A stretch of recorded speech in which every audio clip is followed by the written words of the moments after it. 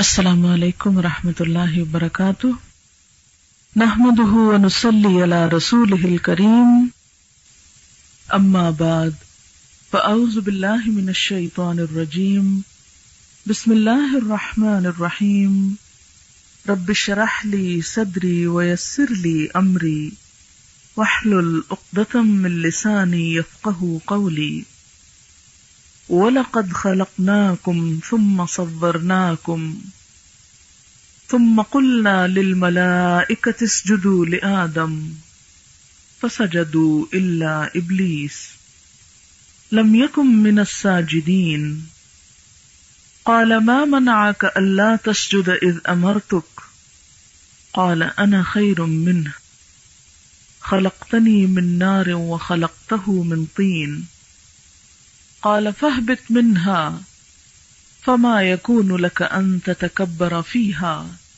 فاخرج إنك من الصاغرين قال أنظرني إلى يوم يبعثون قال إنك من المنظرين قال فبما أغويتني لأقعدن لهم صراطك المستقيم ثم لآتينهم من بين أيديهم ومن خلفهم وعن أيمانهم وعن شمائلهم ولا تجد أكثرهم شاكرين قال اخرج منها مذءوما مدحورا لمن تبعك منهم لأملأن جهنم منكم أجمعين ويا آدم اسكن أنت وزوجك الجنة فكلا من حيث شئتما ولا تقربا هذه الشجرة فتكونا من الظالمين فوسوس لهما الشيطان ليبدي لهما ما وري عنهما من سوآتهما وقال ما نهاكما ربكما عن هذه الشجرة إلا أن تكونا ملكين أو تكونا من الخالدين وقاسمهما إني لكما لمن الناصحين فدلاهما بغرور فلما ذاقا الشجرة بدت لهما سوآتهما وطفقا يخصفان عليهما من ورق الجنة وناداهما ربهما ألم أنهكما عن تلكما الشجرة وأقل لكما إن الشيطان لكما عدو مبين قالا ربنا ظلمنا أنفسنا وإن لم تغفر لنا وترحمنا لنكونن من الخاسرين قال اهبطوا بعضكم لبعض عدو ولكم في الأرض مستقر ومتاع إلى حين قال فيها تحيون وفيها تموتون ومنها تخرجون صدق اللہ العظیم۔ شروع کرتی ہوں اللہ کے نام سے جو بے انتہا مہربان نہایت رحم فرمانے والا ہے۔ اور البتہ تحقیق ہم نے تم کو پیدا کیا، پھر ہم نے تمہاری صورت بنائی، پھر ہم نے فرشتوں سے کہا آدم کو سجدہ کرو، تو ان سب نے سجدہ کیا سوائے ابلیس کے، وہ سجدہ کرنے والوں میں شامل نہ ہوا۔ اللہ تعالیٰ نے پوچھا تجھے کس چیز نے روکا ہے کہ تو سجدہ نہ کرے جبکہ میں نے تجھے حکم دیا تھا؟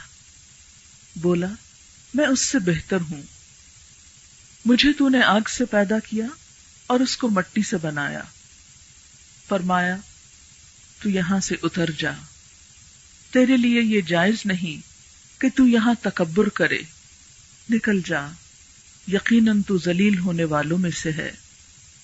بولا مجھے اس دن تک مہلت دی جائے جب سب دوبارہ اٹھائے جائیں گے، فرمایا یقیناً تو مہلت دیے جانے والوں میں سے ہے۔ بولا کیونکہ تو نے مجھے گمراہ کیا تو میں بھی تیرے سیدھے راستے پر ضرور ان کے لیے بیٹھ رہوں گا، پھر میں ان کے سامنے سے آؤں گا اور ان کے پیچھے سے آؤں گا اور ان کی دائیں جانب سے آؤں گا اور ان کی بائیں جانب سے آؤں گا، اور تو ان کی اکثریت کو شکر گزار نہ پائے گا۔ فرمایا نکل جا یہاں سے، مذمت کیا ہوا، دھتکارا ہوا، ان میں سے جو بھی تیری پیروی کرے گا میں ان سب سمیت جہنم کو بھر دوں گا، اور اے آدم رہو تم اور تمہاری بیوی بھی اس جنت میں، اور یہاں سے جو تمہارا جی چاہے کھاؤ، لیکن اس درخت کے قریب نہ جانا ورنہ ظالموں میں شمار ہوگے۔ پھر شیطان نے ان کے دل میں وسوسے ڈالے تاکہ ان کے سامنے ان کے جسم کے قابل شرم حصوں کو جنہیں چھپایا گیا تھا کھول دے، اور بولا تمہارے رب نے تمہیں اس درخت سے نہیں روکا مگر اس لیے کہ کہیں تم فرشتے نہ بن جاؤ یا ہمیشہ رہنے والوں میں سے نہ ہو جاؤ، اور ان کے سامنے قسمیں کھانے لگا کہ یقیناً میں تمہارے خیر خواہوں میں سے ہوں۔ پھر آہستہ آہستہ ان دونوں کو پھسلا کر اپنے ڈھب پہ لے آیا، تو جب دونوں نے اس درخت کا مزہ چکھا تو ان کے سطر ان کے سامنے کھل گئے، اور وہ اپنے اوپر جنت کے پتوں سے خود کو ڈھانپنے لگے۔ ان کے رب نے ان دونوں کو پکارا، کیا میں نے تمہیں اس درخت سے روکا نہ تھا؟ میں نے تم کو کہا نہ تھا کہ شیطان تم دونوں کا کھلا دشمن ہے؟ دونوں پکار اٹھے، اے ہمارے رب، ہم نے اپنی جان پر ظلم کیا، اگر تو نے ہمیں بخشا نہیں اور تو نے ہم پر رحم نہ کیا تو ہم ضرور خسارہ پانے والوں میں شامل ہو کر رہیں گے۔ فرمایا اتر جاؤ، تم میں سے بعض بعض کے دشمن ہیں، اور تمہارے لیے زمین میں ایک خاص وقت تک ٹھہرنا اور فائدہ اٹھانا ہے۔ فرمایا اسی میں تم زندہ رہو گے، اسی میں تم کو مرنا ہے، اور اسی سے تم نکالے جاؤ گے۔ اس وقت میں نے آپ کے سامنے سورۃ الاعراف کی آیت نمبر 11 سے لے کر 25 تک پڑھی ہے، اور ان کا ترجمہ بھی آپ کے سامنے رکھا ہے۔ اس وقت جو آیات آپ نے سنی تو اس سے آپ کو سمجھ میں آ ہی گیا ہے کہ یہاں کس واقعے کی طرف اشارہ ہے، کون سا قصہ بیان ہو رہا ہے۔ دیکھنے میں یہ ایک سیدھی سادی کہانی ہے، لیکن اس کے اندر ہم سب کے لیے بہت سے سبق ہیں۔ یہ کہانی بظاہر آدم علیہ السلام کی کہانی ہے، لیکن حقیقت میں ہم سب کی کہانی ہے۔